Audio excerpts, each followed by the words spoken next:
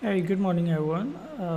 It's Labor Day today in US, and US markets are off. So I'm just looking at the euro dollar right now, and the London markets are open.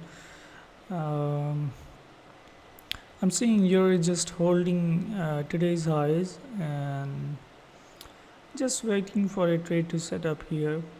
I'm just looking at the 1 minute chart because I'm mostly scalping and just waiting for a kind of a double top type pattern here.